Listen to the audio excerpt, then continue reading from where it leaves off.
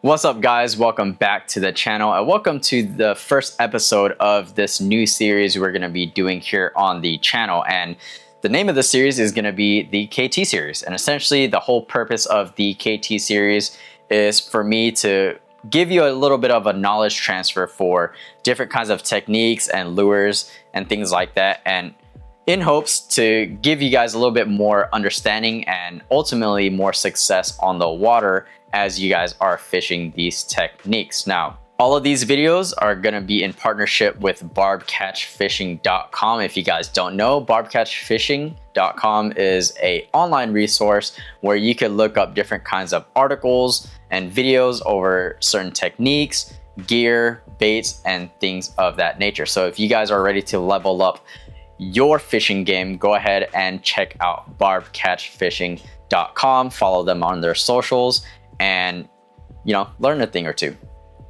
So, all right, guys. So in this first episode of the KT series, we're going to be talking about one of the most popular techniques in the fishing community, and that is the drop shot.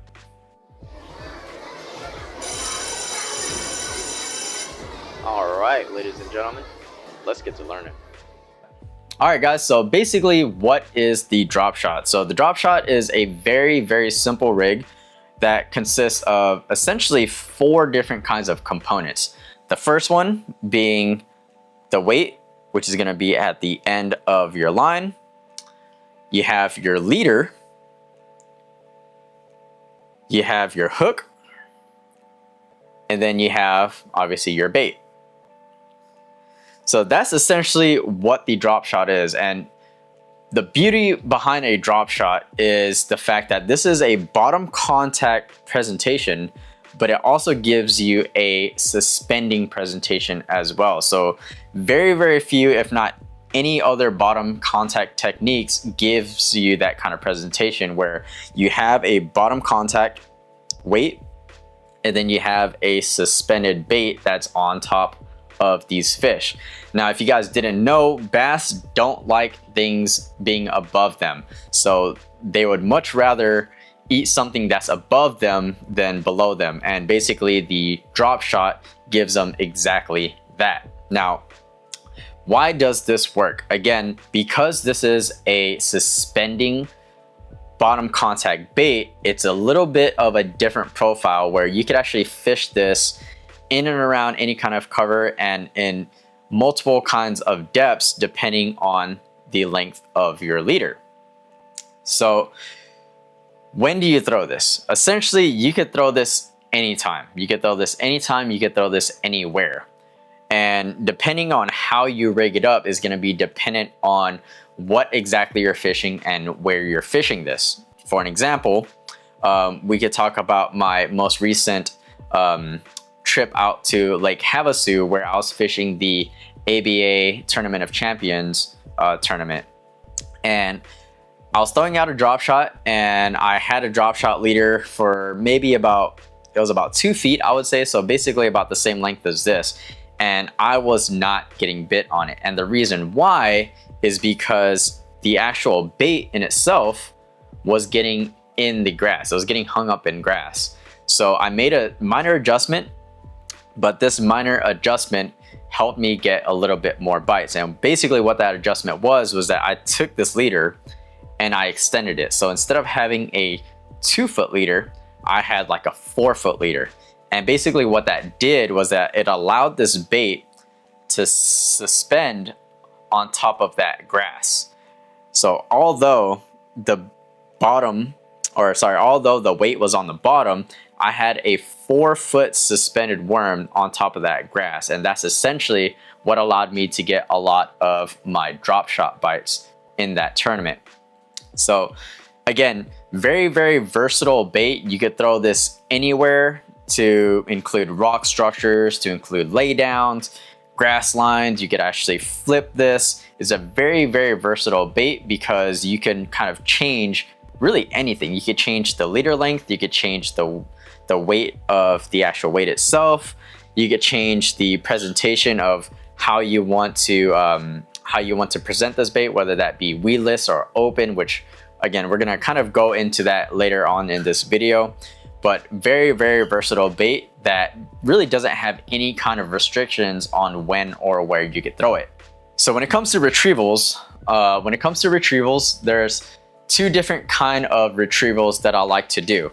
One of them being a dead stick, and the other one being the actual like twitching method and just bringing it back how you guys would normally see me do in my videos. So basically, how you're gonna fish this, you're gonna throw this out as far as you can, or throw it out to wherever you think that the fish may be. You're gonna let it sink all the way down to the bottom. And one of the good indications that the bait has fully sunk into the bottom is when your line kind of bows over. So obviously you're gonna throw it out, leave the bail open, or leave your reel out so that it can continue to feed out line. And once the bait hits bottom, you will know, because one, your line is no longer gonna be spooling out, and then two, you'll visually see that your line is bowed over. So going back over to it, you're gonna go ahead and throw it out, wait until it hits bottom. And when it comes to the dead sticking method, essentially what you're gonna do is once you throw it out, you're gonna reel up your slack, and once you catch up to that bait, you're just gonna go ahead and from your rod, with the tip of your rod, you're just gonna go ahead and slowly drag it up. Slowly drag it up until you're at about like from the 9 o'clock position to the 12 o'clock position. Once you get to the 12 o'clock position, you're gonna reel up, you're gonna drop it back down and reel up your slack and slowly bring it back. Basically, you're dragging this bait across the bottom of the lake, and you're not really imparting any kind of action into it. So that's what a dead stick is called. Usually you would want to do a dead stick method when you are in highly pressured waters, or if the water temperatures are leaning more towards that cooler side and is really cold. So keep in mind that the dead stick method is very, very subtle. You're not imparting any kind of action in it. So it is very, very natural, very, very subtle. And when the water temps are cold, there's not a lot of things in the water that's moving around and doing all kinds of crazy stuff. So you are presenting this bait in the most natural way as possible with the dead stick. Now, when it comes to the other method, which is the method that I generally like to throw out majority of the time, is I'm actually just gonna throw it out. Once it hits bottom, I'm just gonna go ahead and take that rod tip and I'm just gonna twitch it all the way up. So from 9 o'clock position, twitch, twitch, twitch, twitch, twitch, twitch. And as I'm doing that, I'm kind of reeling in on my slack at the same time. Once I hit the 12 o'clock position, drop my rod tip back down, reel up the slack, and basically just twitch it on the way up. And essentially what that does is that it allows you to impart action into the bait itself.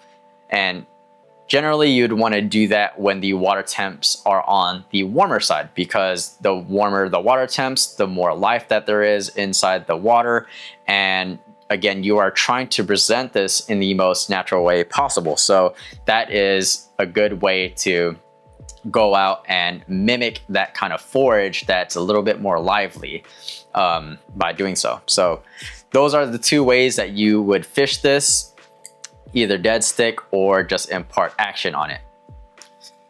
Now, when it comes to the gear, we're gonna go ahead and talk about the rod and reel first. So the rod, I have this on a Megabass Levante Enforcer. This is a 7-foot 4-inch rod, medium action, fast tip, medium power, fast action.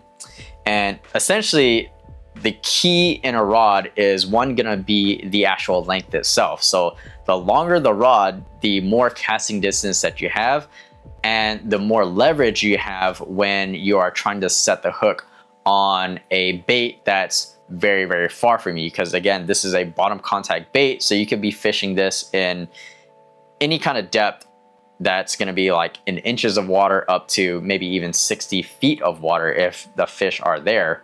And you're also gonna be bombing this, so you want to take into consideration as well, where you're gonna be utilizing this technique over a very, very long distance. So rod length is very, very important.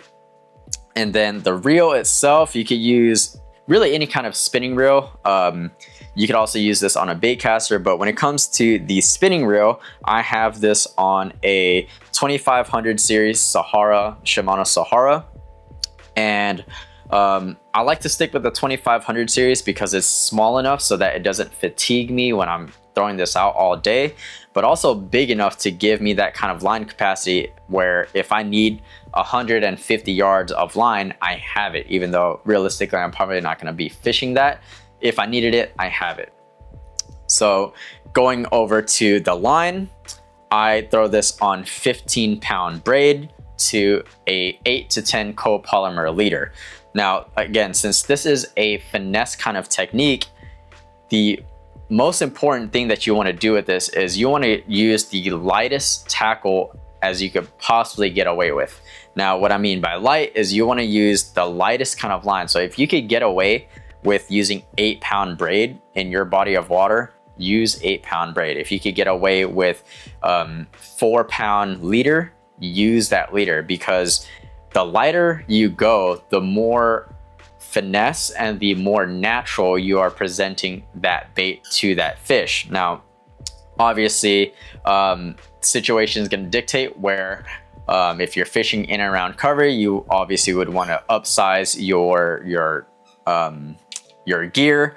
And if you're using open water and these fish are very, very line shy, you want to go with a smaller diameter line. Going over to the actual weights, hooks, and bait. When it comes to the weight, there are two different kinds of style weights that I generally use. Now, majority of the time you guys are going to see me use this cylinder style weight. Reason being is because it gets in and out of cover very, very easily. It doesn't get hung up as much, but the downside of it is fishing it around rocks. Now, when it comes to rocks, this weight tends to kind of get in between the rocks and kind of like get hung up, and you'll get stuck, and you'll most likely have to break off that weight every time you get hung up. So to mitigate that, when I am fishing in and around rock structures, I stick to a teardrop style weight. Now, by design, the teardrop is actually better for rock because it has a bigger bottom. It doesn't get inside those crevices as easily. So obviously there's a time and a place for everything, but when it comes to rocky bottom, I go with the teardrop, and any other time I'm going with the cylinder style. Now, going up to the hook, as you guys can see here, I have a owner cover shot hook, and I generally like to stick with this hook because I like the weedless properties of this hook in itself. When I am fishing the drop shot, majority of the times I'm going to be fishing it around cover. So I like to have a weedless presentation where I could get this presentation in and out of as much trouble as I possibly can without actually getting hung up. So majority of the times I'm going to be using a owner cover shot hook just because of those weedless properties. And the hookup ratio on this is actually very, very good as well. So weedless, good hookup ratio, can't go wrong with the owner cover shot. The other style hook is going to be a open hook, as you guys can see there. And with the open hook, obviously you're gonna have a much higher hookup ratio because there's really nothing covering it. But when I use this hook, I generally like to take my bait here. This is a Stealth Finesse minnow. I like to go in and actually nose hook my baits. And by doing so, you have, again, a open hook.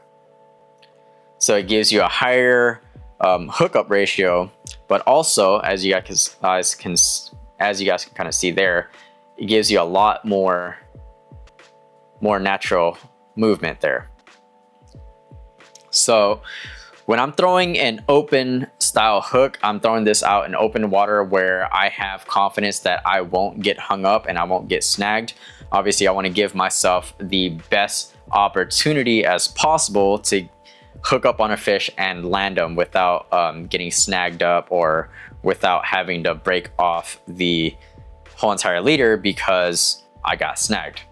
We're gonna go ahead and go on to the on the water portion of this video where you're gonna see firsthand how I work this presentation and how the fish bites it and things like that. So we're gonna head on to the water.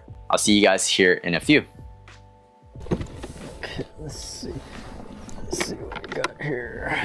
So we got a drop shot hook here. Okay. And let's go ahead and just throw out something more natural. Actually, I'll go ahead and throw out a Morning Dawn. We'll see if we can get bit off of that guy. Morning Dawn hot shot. We'll see if we can get bit off of this guy here. Basically, this is going to be our drop shot here. We have our drop shot hook, and I'd say about a 1.5 foot leader going over to a 1/4 ounce tungsten weight.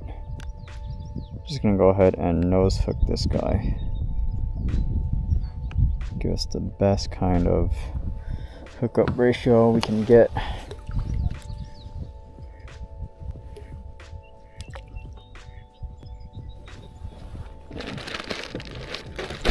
Let's see if that is the juice.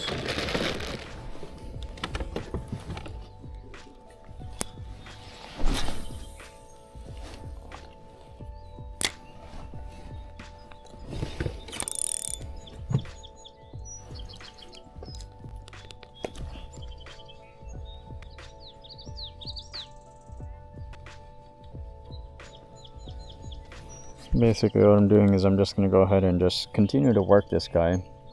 Now this one is a smaller presentation, so I'm going to set the hook, but I'm not as hard as I normally would, just because I know that this is a more finesse kind of type presentation.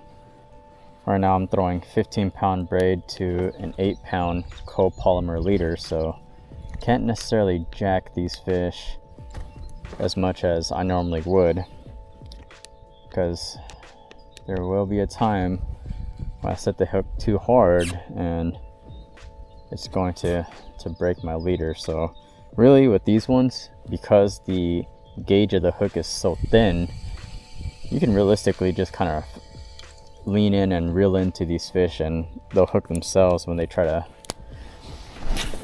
run. So go ahead and throw that out.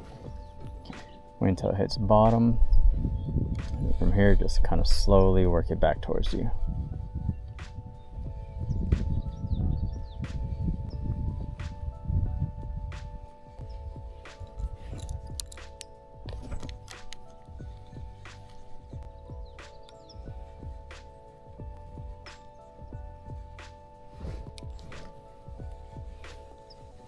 This presentation, majority of the times, usually something you'd want to do when you're kind of stuck. Drop shot is definitely one of the techniques that if you're struggling, you could throw out a drop shot and it'll get you bit.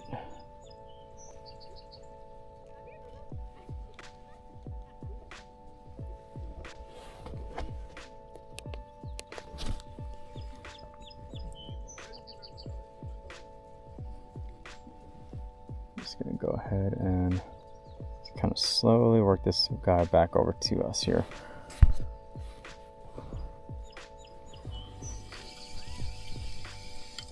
I'm gonna try to get a little bit closer to that shoreline structure. See if that'll help at all.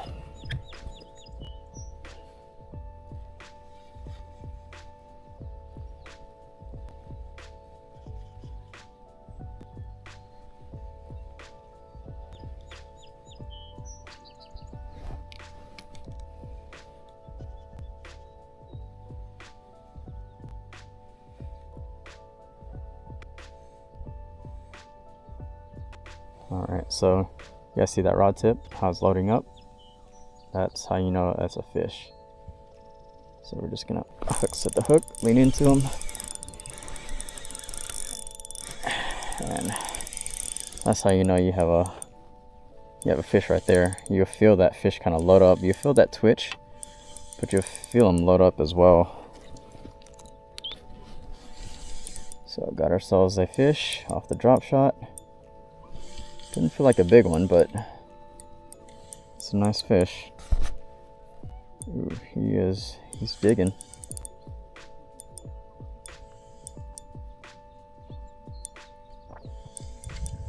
Now that I'm at my leader, I could see where this guy's at.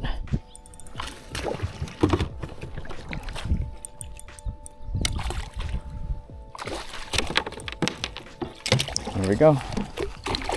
Drop that fish. Okay, so hopefully you guys were able to see the rod twitches, but as you can see here, choked it. No, you can see there, I barely have his gullet hooked right there, but if I would have had a stiffer rod, that would have ripped out really fast. So luckily, I had more of a parabolic rod, more forgiving rod, and we could get this hook out of this guy.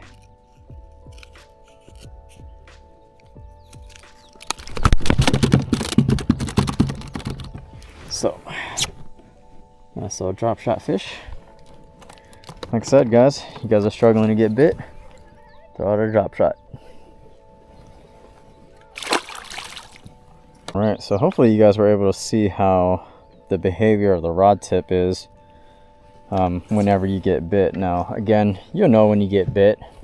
When you feel a little bit of tension or anything like that, just kind of reel up your slack, get to the bait, and then, you know, see if that fish kind of pulls back on you. And if he does, that's when you want to go ahead and set the hook.